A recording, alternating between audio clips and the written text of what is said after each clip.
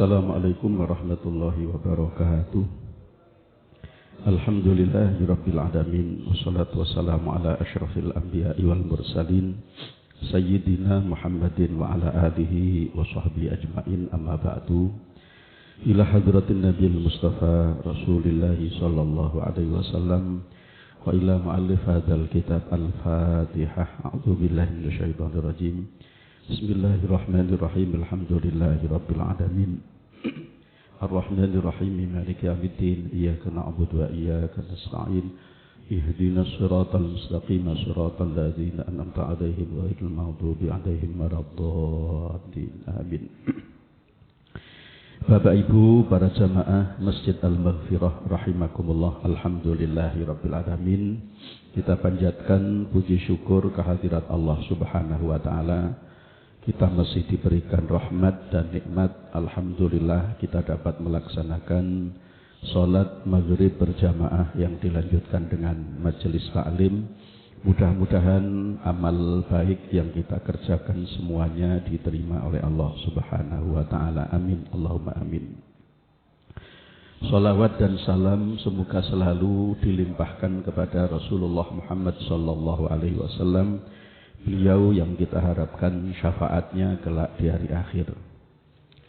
Para jamaah rahimakumullah, melanjutkan kajian kitab hadis Riyadhus Shalihin, masih di dalam bab tentang takwa. Hadis nomor 2. Bismillahirrahmanirrahim. An Abi Sa'id Al-Khudri radhiyallahu anhu anin Nabi sallallahu alaihi wasallam qala. Diriwayatkan dari sahabat Abi Sa'id Al-Khudri radhiyallahu anhu dari Nabi sallallahu alaihi wasallam, beliau bersabda, "Innad dunya hulwatun khadiratun wa innallaha mustakhlifukum fiha fayanzuru kaifa ta'malun fattaqud dunya wattaqun nisa fa inna awwala fitnati bani Israila kanat fin nisa." Rawahu Muslim.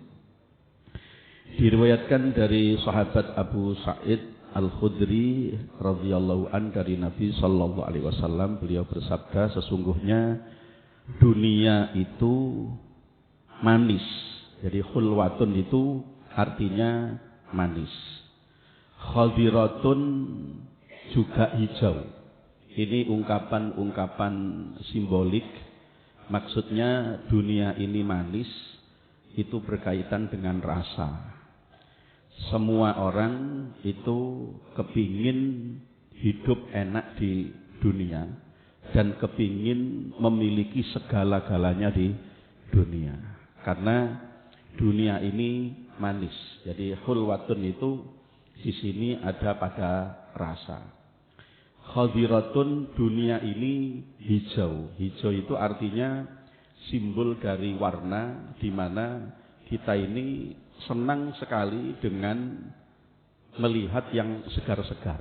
Ya. Jadi siapapun kalau melihat materi itu mesti senang, ya, kelihatan seger-seger gitu. Itu khadirah, ya, hijau. Wa innallaha mustakhlifukum fiha. Rasulullah mengingatkan, sesungguhnya Allah menguasakan, menyerahkan dunia itu pada kalian, fayanzuru kaifa ta'malun. Maka Dia Allah akan melihat bagaimana kamu berbuat.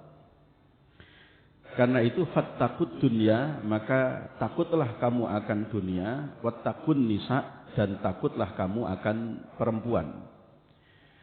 Fa inna awwala fitnati bani Israila kanat fin nisa. Karena sesungguhnya awal fitnah Bani Israel itu terjadi berkaitan dengan masalah perempuan. Para jamaah rahimakumullah, hadis ini karena masih di dalam bab tentang takwa. Takwa itu berarti imtisalul awamir wajtinabun nawahi, melaksanakan perintah Allah dan meninggalkan larangan Allah semampu kita. Maka kita diwanti-wanti oleh Rasulullah Muhammad SAW agar kita berhati-hati dalam kehidupan di dunia ini, karena dunia yang kita tempati ini semuanya menyenangkan, materi yang menyenangkan, hulwatun khadiratun. Kalau orang tidak pandai menyikapi kehidupan di dunia ini, maka dia akan tertipu dalam kehidupan di dunia ini, seolah-olah dunia ini adalah segala-galanya. Karena itu di dalam banyak ayat di dalam Al-Quran, Allah Subhanahu wa ta'ala mengingatkan kita, wa mal hayatud dunya illa mata'ul ghurur. Dan tidaklah kehidupan dunia itu kecuali kesenangan yang menipu. Jadi kalau kita tidak pandai menyikapinya, lalu menjadikan dunia ini sebagai orientasi kehidupan kita, di mana kemudian kita mengumpulkan harta benda sebanyak-banyaknya, seolah-olah menganggap bahwa dunia ini adalah akhir dari kehidupan kita. Kehidupan kita hanya sekali di dunia ini saja. Maka betul-betul kita akan menjadi orang yang tertipu dan kita tidak akan mendapatkan apa-apa, tidak mendapatkan kebaikan, tidak mendapatkan nilai dari kehidupan kita di dunia ini. Karena itu di ayat yang lain Allah Subhanahu wa ta'ala juga mengingatkan kita agar kehidupan kita di dunia ini, meskipun kita membutuhkan materi yang merupakan bagian dari dunia ini, tapi jangan sampai kita terjebak hanya mengumpulkan materi demi materi.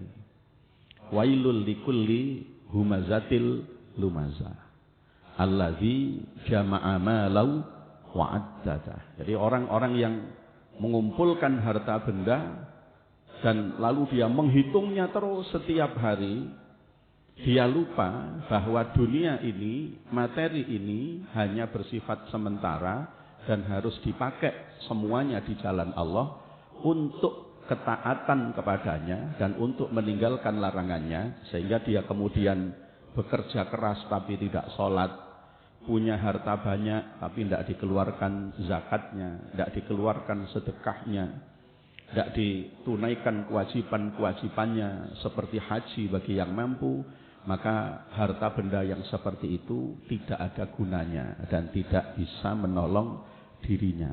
Ya. Jadi di dalam ajaran agama kita, para jamaah, kita diajarkan oleh Allah juga oleh Rasulullah Sallallahu Alaihi Wasallam untuk zuhud. Kalau ada orang mengatakan zuhud itu bukan ajaran Islam, keliru. Karena Rasulullah sendiri memerintahkan kepada kita untuk zuhud dalam kehidupan di dunia ini. Zuhud itu bukan lalu kita malas-malasan untuk bekerja, bukan. Kita tetap kerja keras. Tetapi bahwa yang kita pakai, yang kita pergunakan, yang kita manfaatkan itu hanya sebatas yang kita perlukan saja. Selebihnya tidak. Itu zuhud. Sehingga kalau kita bisa menjalani hidup seperti itu, maka menghadapi problematika keseharian dalam kehidupan kita tidak akan pernah takut, tidak akan pernah panik. Tidak ada pikiran ya apa, besok saya bisa makan apa tidak. Kalau kita sudah punya keyakinan, punya keraguan bahwa besok bisa makan atau tidak, itu berarti kan tawakal kita kepada Allah itu rendah banget. Kalau Allah yang menciptakan, maka Allah juga yang maha memberikan rizki kepada kita. Yang penting kita tidak meninggalkan kewajiban kita sebagai manusia, kewajiban ikhtiar, kewajiban berusaha, bekerja keras. Soal hasilnya kita serahkan kepada Allah, dan hasilnya itu pun kita manfaatkan sebatas kebutuhan, keperluan kita. Jadi sebenarnya jujur saja kita ini kan hanya membutuhkan yang tidak terlalu banyak, sedikit saja. Makan saja yang kita perlukan mungkin hanya sepiring itu aja. Sepiring itu aja kalau sudah, mohon maaf, kalau dia sudah terindikasi punya gula darah tinggi, wis dikurangi. Wis gak makan nasi, sego jagung. Nah, gitu. yang manis-manis dikurangi. Artinya kan kita sama sekali tidak membutuhkan yang lebih itu. Yang kita perlukan itu ya sangat sedikit sekali. Itu makanya Rasulullah, ya kalau kita belajar tentang zuhud ya belajarlah kepada Rasulullah.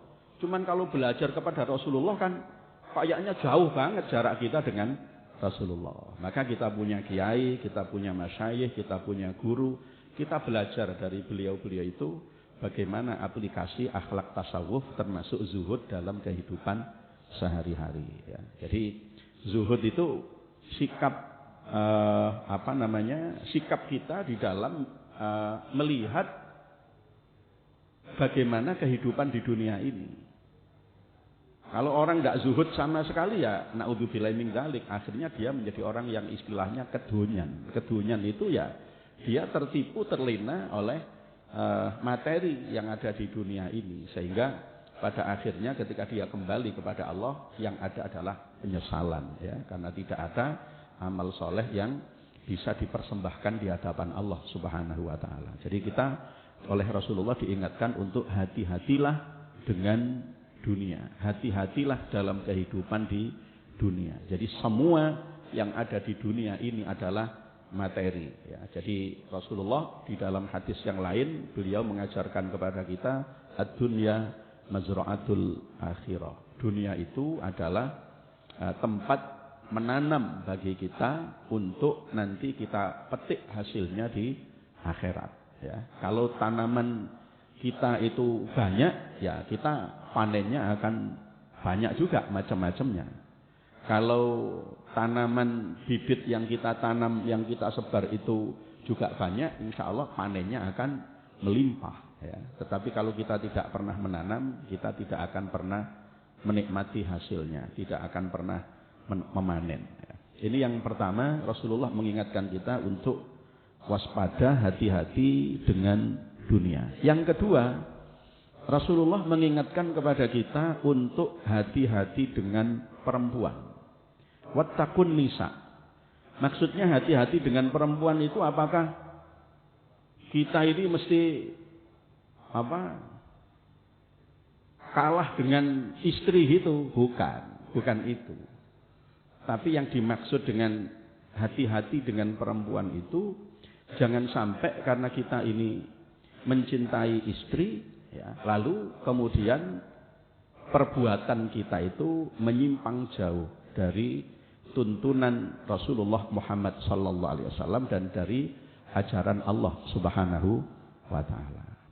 Sebab kalau dia tidak berhati-hati dengan perempuan, dengan istrinya, maka istrinya ketika meminta kepada suaminya, lalu suaminya tidak punya pegangan yang kuat dalam kehidupan, maka dia akan melakukan penyimpangan-penyimpangan. Ya, nyuwun sewu, dalam kasus-kasus korupsi itu ternyata salah satu faktor penyebabnya yang paling banyak adalah karena dorongan perempuan, ya, dorongan istri, karena ingin hidup glamor, ingin hidup lebih. Ya, lagi-lagi kembali kepada bagaimana menyikapi kehidupan di dunia ini. Karena itu orang-orang dulu itu pesannya itu hati-hati dengan materi, hati-hati dengan perempuan. Ya, lebih-lebih kalau kita ini sudah mapan, pekerjaan mapan, status sosial mapan, lalu hati-hati dengan godaan perempuan lain yang bukan istri itu. Banyak orang karirnya rusak, hancur, ya, kehidupannya hancur, itu karena dia menyimpang. Yang seharusnya dia setia kepada istrinya, tetapi dia mengkhianati, ya, dan dia melakukan perbuatan-perbuatan yang menyimpang dari tuntunan agama. Wattaqun nisa. Nah, Rasulullah Muhammad sallallahu alaihi wasallam mengingatkan kita, fa inna awwala fitnati Bani Israil kanat fin nisa. Awal fitnah Bani Israel itu terjadi karena soal perempuan. Ini di dalam kitab Dalilul Falihin, syarah dari kitab Riyadhus Shalihin ini disebutkan ada beberapa penjelasan di dalam kitab syarahnya itu yang dimaksud dengan awal fitnah Bani Israel ini adalah seperti yang disebut, yang difirmankan oleh Allah di dalam Al-Quran tentang kasusnya malaikat Harut dan Marut. Ya, di dalam Al-Quran surat Al-Baqarah. Harut Marut itu kan malaikat yang oleh Allah diutus dengan wujud manusia.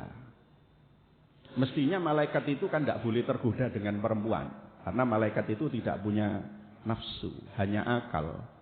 Tetapi dalam praktek itu ternyata terjadi penyimpangan itu. Malaikat itu loh Pak, sik tergoda sama perempuan. Apa mana menungso? Ya, itu tergoda dan akhirnya kan, padahal orang-orang itu kan mbok ya nabi dan rasul itu kalau bisa bukan dari bangsa manusia. Itu kan kita temukan di beberapa ayat di dalam Al-Quran itu. Mbok ya nabi dan rasul itu jangan dari golongan manusia, dari malaikat gitu loh. Biar levelnya itu di atas manusia. Padahal nabi dan rasul itu meskipun manusia, tetapi levelnya itu di atas malaikat. Dan ini menjadi keyakinan paham Ahlussunnah wal Jamaah. Jadi nabi dan rasul itu derajatnya di atas malaikat. Malaikat kalah tinggi dengan nabi dan rasul. Kalau kita bisa perhatikan misalnya peristiwa Isra Mi'raj, malaikat Jibril itu ketika sudah sampai Sidratul Muntaha, itu malaikat Jibril sudah tidak bisa naik lagi sudah. Padahal Kanjeng Nabi Muhammad itu pinginnya ditemani, didampingi oleh malaikat Jibril. Karena malaikat Jibril itu gurunya Kanjeng Nabi Muhammad. Tapi kata malaikat Jibril, makom saya sampai di sini Kanjeng Nabi, saya sudah tidak bisa naik lagi. Tidak dapat izin naik itu sudah, bukan derajat saya. Karena itu nabi dan rasul itu kan maksum. Maksum itu artinya salah dosanya yang lalu diampuni oleh Allah, yang akan datang dijaga oleh Allah tidak sampai melakukan perbuatan dosa. Tapi sisi-sisi basyariah, sisi-sisi biologis kemanusiaannya itu sebenarnya kita lebih cocok memang nabi dan rasul itu kalau dari bangsa manusia. Tidak ada gap, tidak ada kesenjangan. Ya memang di dalam Al-Quran kita menemukan juga beberapa ayat, orang-orang itu heran. Ini katanya nabi dan rasul kok masih mau masuk ke pasar-pasar. Lu dikira nabi dan rasul itu bukan manusia, jadi gak boleh masuk pasar. Dikira nabi dan rasul itu gak butuh makan, ya butuh ngopi barang. Itu sesuatu yang manusiawi. Tapi tidak ada nabi dan rasul itu yang berlebihan itu tidak boleh. Itu yang disebut dengan sifat jaiz. Ya, kalau kita ngaji sifat wajib aqaid khamsin itu, akidah yang 50, 20 sifat wajib bagi Allah, 20 sifat mustahil bagi Allah, lalu 1 sifat jaiz bagi Allah, lalu 4 sifat wajib bagi nabi dan rasul, 4 sifat mustahil bagi nabi dan rasul, 1 sifat jaiz bagi nabi dan rasul. Nabi dan rasul itu punya sifat jaiz. Sifat jaiznya apa? Sifat jaiznya itu beliau itu sama seperti kita. Tetapi beliau tetap di atas manusia pada umumnya. Nyuwun sewu, apakah nabi dan rasul itu ada yang sakit? Sakit, iya. Tapi gak ada nabi dan rasul punya penyakit berat, itu tidak ada. Tidak ada nabi dan rasul ceritanya Nabi Musa meninggal kena stroke, tidak ada. Tidak ada. Sakitnya sakit biasa saja, ya sakit-sakit umum, batuk, pilek, flu gitu aja itu sakit-sakit. Tapi tidak ada yang berat begitu. Nabi dan Rasul itu tidak ada kekurangannya dibandingkan manusia biasa. Mohon maaf, Nabi dan Rasul itu tidak ada yang impoten, itu tidak ada. Tidak ada. Loh, Nabi Zakaria itu sampai tua, oh bukan karena impoten, karena memang Allah menghendaki begitu. Justru Nabi Zakaria kalau istrinya itu ada yang mandul. Nabi Zakaria itu kan memang mengatakan wa mraati akhiran. Istri saya itu mandul. Ya kalau mandul terus gimana? Ini secara ilmiah berarti kan tidak bisa punya anak. Tidak bisa hamil, tidak bisa melahirkan, tidak bisa punya anak. Tapi karena Allah itu tidak terikat oleh apapun, Allah punya sifat jaiz juga. Allah berbuat boleh, Allah tidak berbuat juga boleh. Tapi Allah menghendaki istrinya Nabi Zakaria hamil. Bagaimana hamil? Istriku mandul. Wong Gusti Allah kalau ngersane sing asale mandul ya jadi gak mandul. Akhirnya punya anak, hamil punya anak diberi nama Yahya. Gitu. Jadi sifat jaiznya Allah itu sakarepe Allah, tapi kalau sifat jaiznya Nabi dan Rasul itu beliau meskipun sisi basyariahnya itu sama dengan kita, tapi tidak sama, tetap punya keunggulan dibanding kita. Jadi karena itu tidak ada Nabi dan Rasul itu yang Nabi dan Rasul yang kulitnya hitam, itu tidak ada. Mohon maaf, tidak ada Nabi dan Rasul yang kulitnya hitam. Nabi dan Rasul yang bekas budak, tidak ada. Itu Pak, Luqman itu katanya Nabi.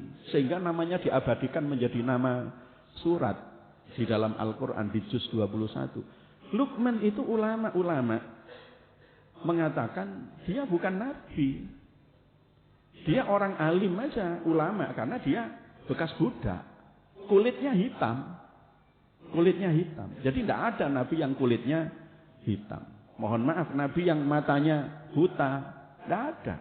Nabi itu secara basyariah dia punya keunggulan dibanding manusia. Nah, ketika Allah mengutus Harut Marut itu orang-orang senang.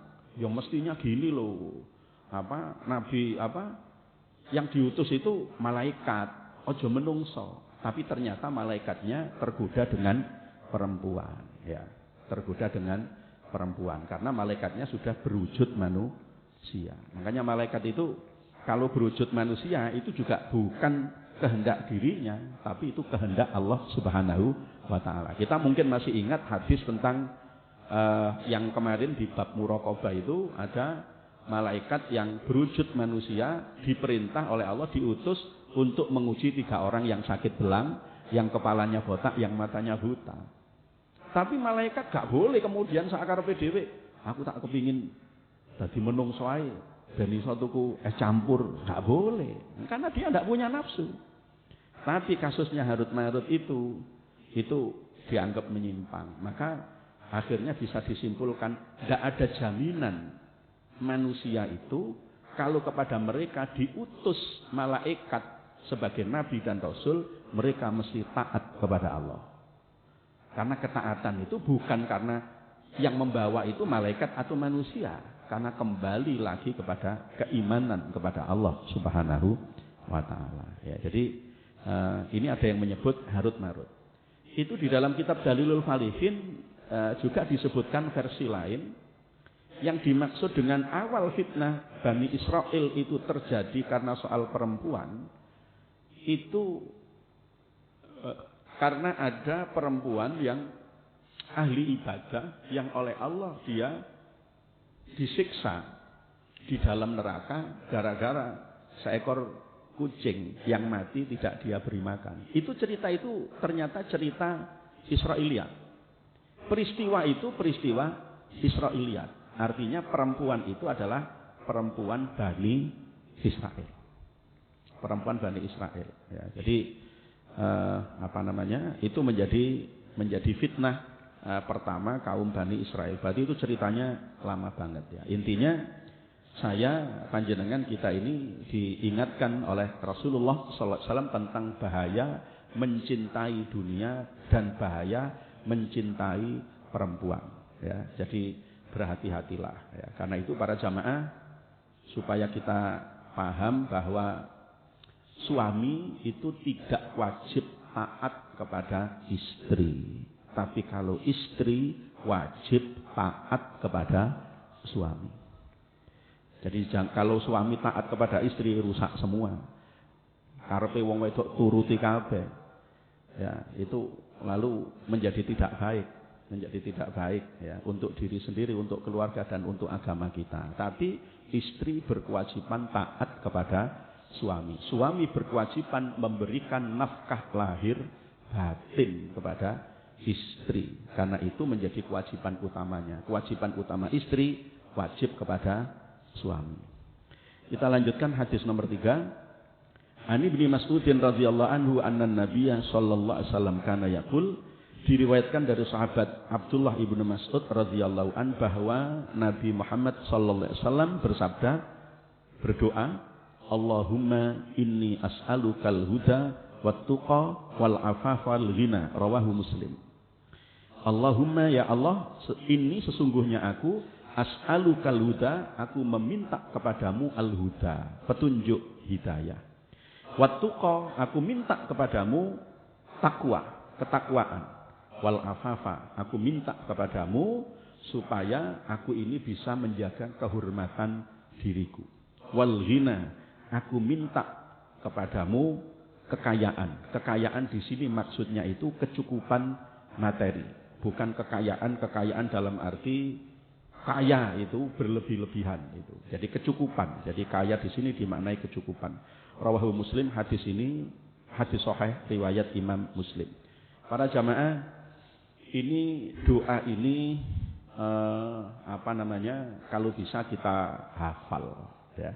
Allahumma inni as'alukal huda wat tuqa wal afafa wal ghina. Kenapa? Doa ini namanya doa maksur ya. Maksur itu artinya itu diamalkan oleh Kanjeng Nabi, kemudian diajarkan oleh Kanjeng Nabi kepada kita. Allahumma inni as'alukal huda wat tuqa wal afafa wal ghina. Jadi ada empat item di dalam kandungan doa ini. Satu, kita minta kepada Allah al-huda, petunjuk, supaya kita tidak menjadi manusia yang tersesat, supaya kita tidak menjadi manusia yang menyimpang. Dan ini sebenarnya juga selalu kita minta hidayah ini.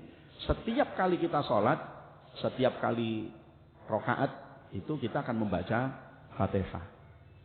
Jadi kalau dalam fikih mazhab Syafi'i, kita sholat misalnya menjadi makmum atau sholat sendirian, sholat wajib atau sholat sunnah, membaca Fatihah itu hukumnya wajib. Wajib. Kalau tidak membaca Fatihah, sholatnya tidak sah. Nah, di dalam Fatihah itu ada ayat ihdinas siratal mustaqim. Tunjukkanlah kami pada jalan yang lurus. Itu Al-Qur'annya, hadisnya ini. Kita diajarkan oleh Allah doa, Allahumma inni as'alukal huda. Sehingga kalau kita sehari semalam sholat 5 waktu itu 17 rakaat yang wajib, berarti kita membaca Fatihah sebanyak 17 kali. Berarti kita minta petunjuk kepada Allah itu sebanyak 17 kali. Itu belum qobliyah, ba'diyah, belum sholat duha, belum sholat tahajud, belum sholat witir. Bisa lebih banyak lagi. Ya, sekali lagi kalau dalam fikih mazhab Syafi'i, secara fikih membaca Fatihah itu hukumnya wajib karena ia rukun di dalam sholat. Tapi kalau menurut fikih mazhab Maliki, membaca Fatihah di dalam sholat itu dilihat dulu. Kalau dia menjadi makmum, lalu sholatnya itu sholat yang bacaannya dikeraskan, sholat jahriyah, seperti sholat maghrib, isya, subuh, maka makmum dilarang membaca Fatihah. Gak boleh membaca Fatihah. Lah terus baca apa? Gak baca apa-apa, dengarkan imamnya saja. Ya, karena ada ayat Al-Quran yang memberi petunjuk kepada kita, wa idza quri'al Qur'anu fastami'u lahu wa ansitu la'allakum turhamun. Dan jika Al-Quran itu dibaca, maka dengarkan dan perhatikan agar kamu mendapatkan rahmat. Ya, jadi atas dasar itu kalau imam membaca Fatihah, membaca surat setelah Fatihah harus didengarkan oleh makmum. Dia tidak boleh membaca Fatihah. Kalau dalam fikih mazhab Hanafi malah gak mau coba belas jadi makmum itu. Makanya yang enak itu sholat jamaah. Pikirannya makmum gelambiar titik-titik itu gak apa-apa ya. Yang penting imamnya gak gelambiar ya. Nah imamnya gelambiar wassalam ya. Jadi yang penting makmum itu mengikuti saja. Imam tidak boleh barengi, juga tidak boleh mendahului imam ya. Pokoknya ngikut imam saja ya. Jadi Ini yang diminta oleh Rasulullah dan diajarkan kepada kita, doa supaya kita selalu diberikan hidayah oleh Allah. Yang kedua, minta kepada Allah takwa. Loh, takwa ini ternyata harus diminta. Berdasarkan hadis ini. Berarti kita ini harus meyakini bahwa kekuatan Allah itu segala-galanya. Karena ternyata kita benar-benar tidak mampu sepenuhnya. Sehingga untuk takwa saja. Loh, sawangane ngomong takwa ini enteng gampang. Tapi ngelakoni ini abot. Karena perintah Allah itu semuanya dijalankan. Larangan Allah semuanya ditinggalkan. Sementara dalam praktek kita ini perintah Allah dilakoni. Tapi yo gak semuanya. Yo kadang deng-dengser. Nek atine enak ya dilakoni. Nek atine enak ya gak dilakoni. Nah, demikian juga meninggalkan larangan Allah. Itu juga kita kadang tidak bisa sepenuhnya. Nyatanya apa? Sholat ya sholat, tapi ngerasani ya jalan terus. Gitu. Sholat ya sholat, tapi ngilokno wong ya jalan terus. Nah itu kan artinya konsistensi antara melaksanakan perintah dengan meninggalkan larangan itu kan kita masih labil, tidak bisa stabil. Karena itu minta kepada Allah takwa. Ya, supaya kita diberikan kekuatan oleh Allah untuk selalu konsisten bisa melaksanakan perintah sekaligus menjauhi dan meninggalkan larangan. Lalu yang ketiga, ini kita minta kepada Allah wal afafa. Wal afafa itu kita bisa menjaga kehormatan diri kita. Mohon maaf para jamaah, orang yang tidak bisa menjaga kehormatan dirinya itu misalnya saja seperti nyuwun sewu, ia buka aurat. Artinya kalau laki-laki itu auratnya kan dari pusar sampai lutut. Kalau perempuan seluruh tubuhnya aurat kecuali bagian wajah dan kedua telapak tangan. Nah, ini kan perintah agamanya kan harus ditutup. Harus ditutup. Artinya tidak boleh membuka aurat, harus menutup aurat. Orang yang bisa menjaga kehormatan dirinya, dia akan selalu berusaha menutup aurat. Lho Pak, kalau begitu wong lanang itu lek ngono wis sarungan tok ae sing penting udele ndak ketok. Ambek dengkule lututnya gak kelihatan, terus telanjang dada melaku-melaku sarungan ngono bagaimana? Ya gak apa-apa, tapi ya gak pantes. Gitu loh. Ya gak apa-apa, tapi gak pantes. Itu berarti dia ndak bisa menjaga kehormatan. Ya, jadi makan sambil jalan-jalan itu berarti dia tidak bisa menjaga kehormatan dirinya. Kemudian tidak selektif terhadap makanan minuman, cenderung asal saja. Sing penting pokoknya sak ketoke dipangan. Itu juga namanya tidak bisa menjaga kehormatan dirinya, tidak punya ifah. Suka meminta-minta, itu juga berarti tidak bisa menjaga kehormatan dirinya. Jadi kita ini kan tidak boleh meminta-minta, tapi kalau diberi jangan ditolak. Ya artinya ngemis itu tidak boleh, minta itu tidak boleh, tapi kalau diberi jangan ditolak. Ya memang saya perhatikan kayak cleaning service itu di Masjidil Haram, di Masjid Nabawi jumlahnya kan banyak banget. Itu tidak ada yang saya lihat itu ngemis-ngemis itu tidak ada. Minta-minta itu tidak ada. Karena kalau ketahuan mereka minta, itu dipecat, tidak boleh bekerja di situ. Loh, kalau mau itu loh, kalau mau minta, karena memang tidak punya ifah, tidak punya kehormatan diri, itu kalau orang minta di Masjid Nabawi jamaahnya segitu banyak, itu sehari itu bisa lebih dapat 100 real itu. Terlalu mudah. Ya mohon maaf, itu ada yang di dalam itu laki-laki itu ya secara fisik dia ada kekurangan fisik. Tapi dia minta itu diratani, itu sak sop itu diratani. Lah sopnya itu panjangnya sudah kayak gitu. Penuh ini sakunya itu saya lihat itu duit tok. Ini kanan kiri itu penuh uang. Tapi Allah Subhanahu wa taala mengingatkan di dalam Al-Qur'an itu di surat Al-Baqarah yang Al-Hajju Asyhurum Ma'lumat itu wa tazawwadu fa inna khairaz zadit taqwa.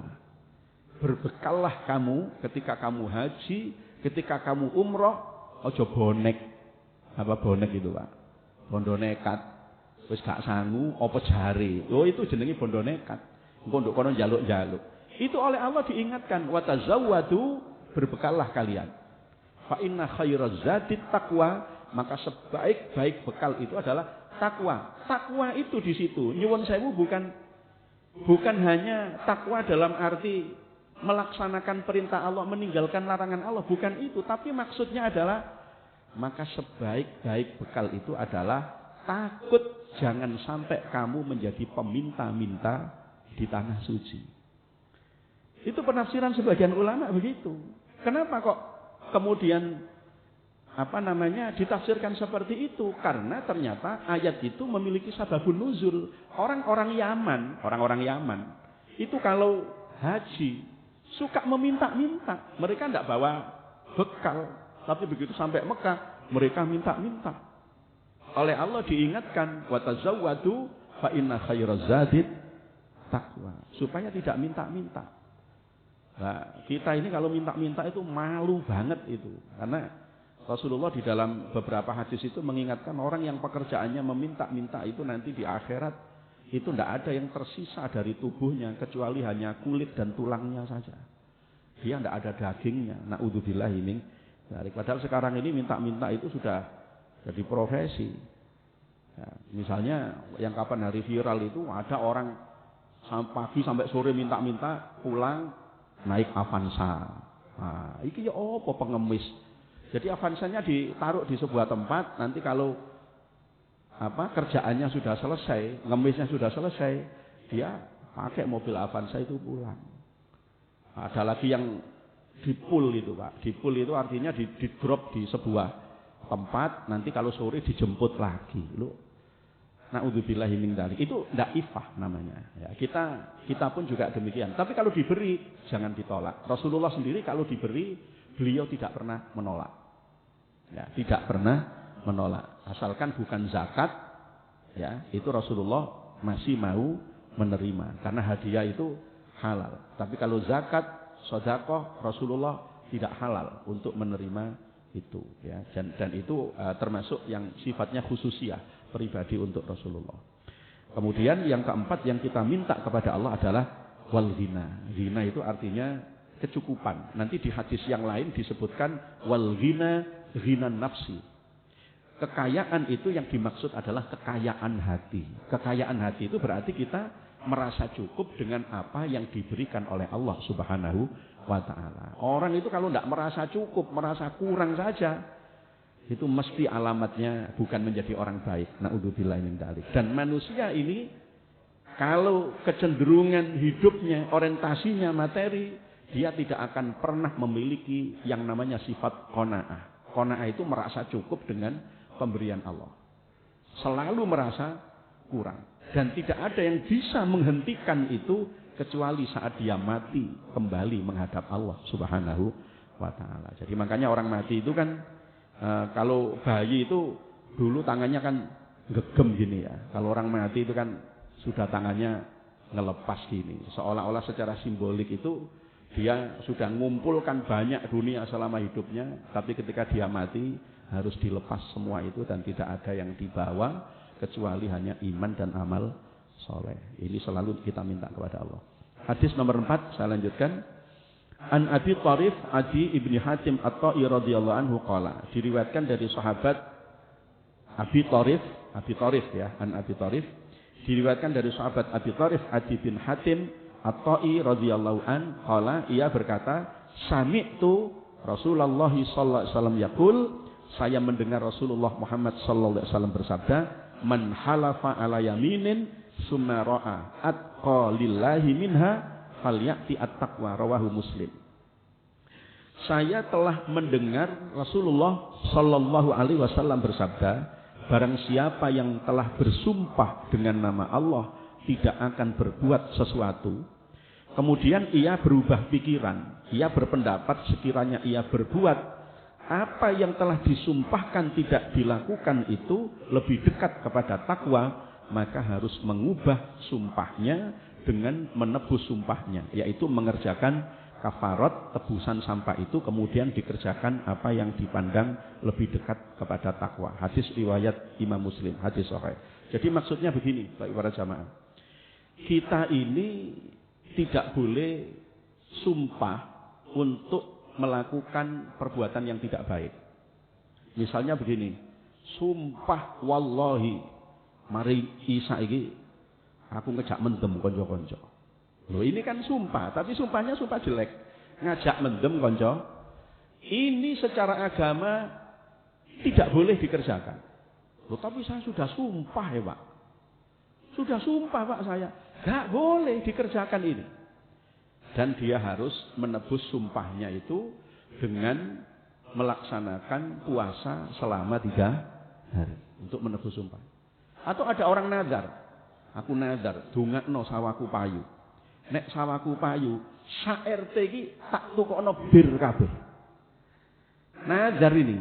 Dan nazar itu kan harus dilaksanakan. Tapi karena nazar jelek, tidak boleh dilaksanakan. Tapi dia harus menebusnya dengan kafarat. Kafaratnya adalah melakukan puasa selama 3 hari. Artinya kita ini jangan mudah bersumpah untuk tidak melakukan kebaikan. Nah, termasuk sahabat Abu Bakar As-Siddiq yang pernah saya singgung sebentar, itu beliau kan pernah bersumpah untuk tidak memberikan nafkah kepada Mistah, sepupunya, karena terlibat di dalam kasus hadisul ifki, yaitu memviralkan berita bahwa Ibu Siti Aisyah itu melakukan perselingkuhan. Tapi ternyata tidak terbukti. Tapi meskipun tidak terbukti, awalnya Abu Bakar sebagai ayah dari Ibu Aisyah sekaligus sebagai mertua bagi Rasulullah itu merasa dipermalukan. Loh ini sepupu saya ini setiap hari saya yang ngasih makan. Maksudnya itu yang memberi nafkah. Setiap bulan saya jamin nafkahnya. Nah kok ternyata dia ini termasuk menjadi orang yang memviralkan berita perselingkuhan itu. Padahal mestinya kan dia harus tutup-tutupi.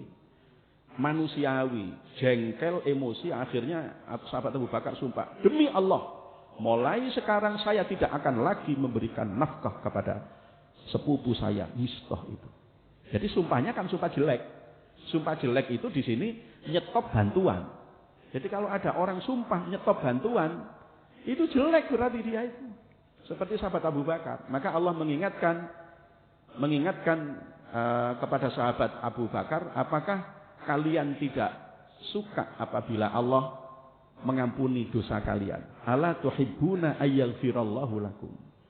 Ketika ditegur dengan ayat ini, sahabat Abu Bakar takut setengah mati. Demi Allah, saya lebih suka dosa saya diampuni oleh Allah. Akhirnya dia mencabut sumpahnya itu karena terbukti Mistah itu akhirnya memang memviralkan, dia sudah menjalani hukuman, maka tidak ada alasan untuk tidak berbuat baik kepada sepupunya ini. Akhirnya sahabat Abu Bakar bersumpah, demi Allah, mulai sekarang saya akan menafkahi kembali Mistah. Tapi Abu Bakar karena sudah melanggar sumpahnya, maka dia harus berpuasa selama 3 hari. Jadi jangan gampang-gampang sumpah. Dan orang-orang yang sedikit sumpah-sumpah itu biasanya sukanya dusta, supaya omongannya dipercaya. Jenengan kalau ketemu penjual kok titik-titik sumpah, dodol duren ae sumpahi ping 100. Dodol semangka ae sumpahi ping 50. Demi Allah Pak, wallahi billahi, tallahi ciker bungker diwaca kabeh.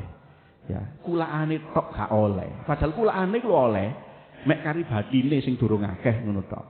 Nah itu sumpah seperti itu kan itu kalau tidak ditebus itu berdosa dia kepada Allah Subhanahu wa taala karena menggunakan nama Allah untuk hal-hal yang sangat rendah sekali.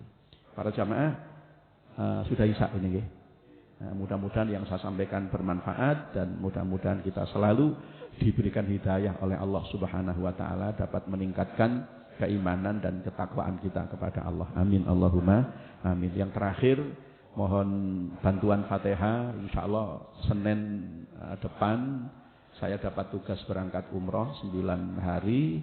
Mudah-mudahan jamaah yang saya dampingi semuanya agak banyak besok 119 jamaah. Mudah-mudahan semuanya diparingi selamat, sehat ya, dan menjadi ibadah umroh yang mabrur. Bapak Ibu para jamaah Masjid Al-Maghfirah, insyaallah saya sambung doa dari tanah suci.